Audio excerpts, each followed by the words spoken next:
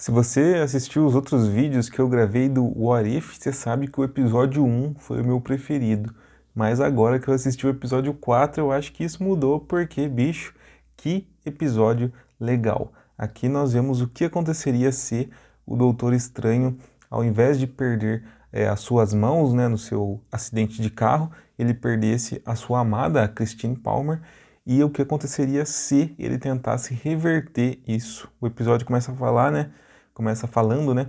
O que aconteceria se o Strange perdesse não as suas mãos, mas sim o seu coração? E é sobre isso que o episódio fala, sobre alguém perdendo a sua humanidade para atingir um objetivo. E cara, que episódio da hora! Acho que agora ele vai estar no meu top 1 episódios do What If. Vamos conversar rapidinho aqui sobre ele nesse vídeo sem edição, que é esse vídeo que eu gravo nas quartas-feiras de manhã para falar das séries da Marvel. Então, se você quiser saber minha opinião sobre as séries da Marvel, né, sempre que elas saírem, já se inscreva aqui no canal para receber esse tipo de vídeo, sempre cedinho na quarta-feira. E se você já viu o episódio, comenta ali embaixo o que você achou dele. Sem mais delongas, vamos falar agora aqui sobre esse episódio que foi sensacional. Aqui nós vemos o Doutor Estranho fazendo experiências com o olho de Agamotto no seu treinamento, né, para se tornar o Doutor Estranho, o Mago Supremo, e nós vamos vendo já desde ali do seu treinamento que ele está pensando em fazer alguma coisa envolvendo a Joia do Tempo. Quando o momento chega, 2 anos depois, né, da Christine Palmer ter partido, ele resolve voltar no passado e tentar impedir a sua morte. E é nesse momento que ele vai descobrindo que a morte dela, não importa o que ele faça, ela vai se repetir inúmeras vezes. Inclusive ele vai vendo ela morrendo inúmeras vezes enquanto vai tentando salvá-la, e isso já é traumático por si só. E em determinado momento, a própria mestra anciã conta para ele que a morte da Christine Palmer é um ponto absoluto do tempo.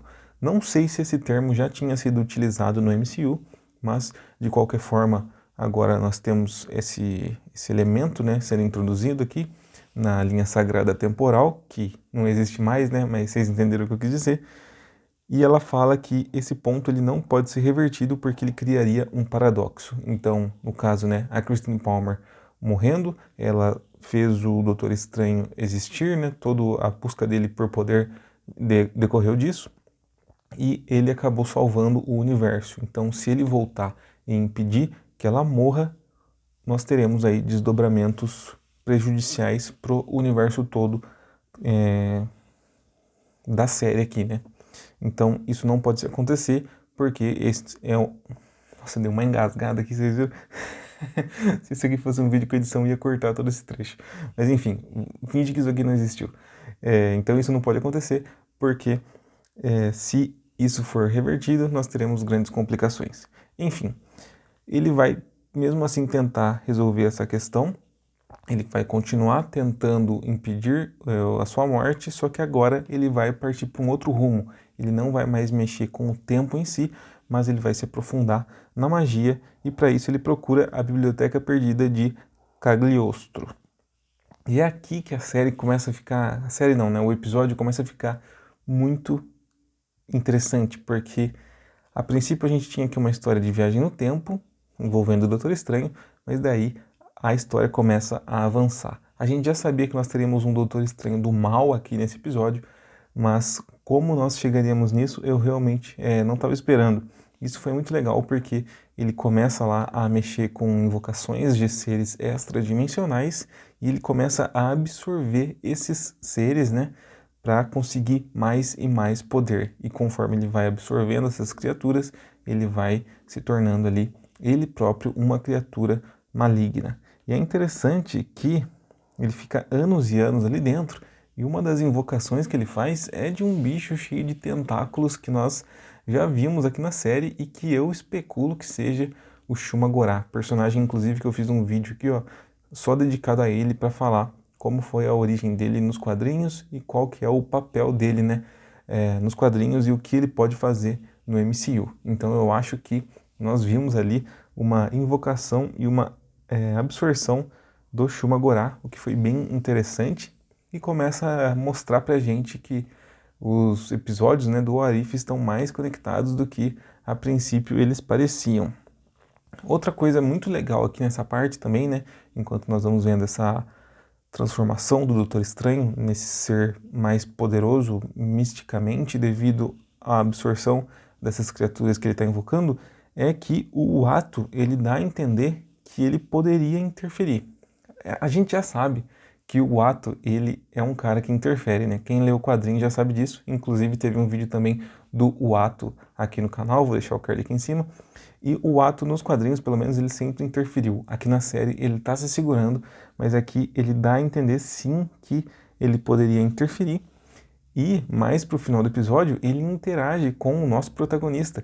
Ele fala com o protagonista que ele não poderia interferir. A gente sabe que ele poderia, mas ele fala que ele não pode. É um código de conduta dos vigias. Mas essa interação dele foi muito legal, porque a princípio o Ato estava servindo aqui, né, só como um guia pra gente no What If, e agora nós vamos vendo que ele já está tendo um pouco mais de interação e pode ser, né, que isso resulte em uma intervenção. Vamos ver o que nos aguarda, mas bicho, fiquei já assim, empolgado com só essas palavras que ele trocou ali com o Doutor Estranho. E aqui no final do episódio, depois que a gente vai vendo tudo isso, nós vamos vendo mais um pulo do gato aqui dentro do capítulo, que foi mais bacana ainda.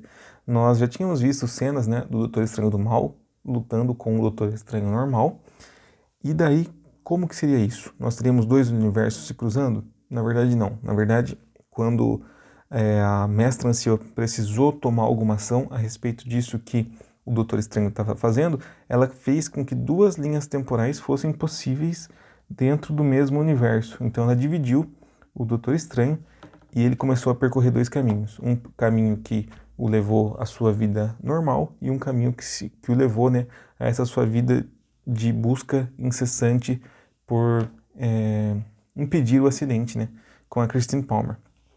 E aí nós vamos vendo então o embate dos dois. Nós vemos um final extremamente trágico do episódio, porque o Doutor Estranho do Mal consegue absorver o Doutor Estranho normal, só que daí quando ele se mostra, né, para Christine, quando ele consegue revivê-la, ela percebe o que ele se tornou e ela meio que o rejeita.